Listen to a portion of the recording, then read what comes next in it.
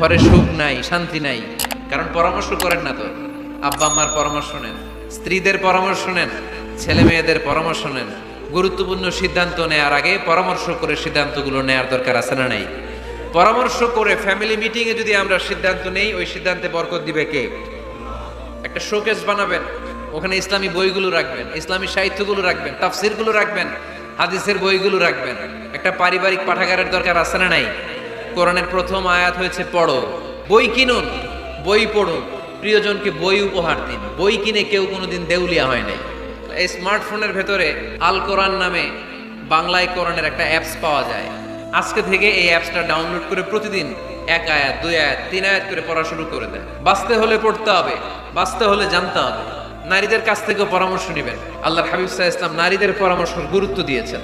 মাঝে মাঝে জুনিয়রদের পরামর্শ নিতে হয়, ছোট্ট বাচ্চাদের পরামর্শ নিতে হয়। ছোট্ট বাচ্চাদেরকে বোকা মনে করবেন না, ছোট্ট ছেলে মেয়েদেরকে বোকা ভাববেন না, ওদের মাথায় বুদ্ধি আছে। মাঝে মাঝে জুনিয়ররা সিনিয়রদেরকে হারায় দেয়।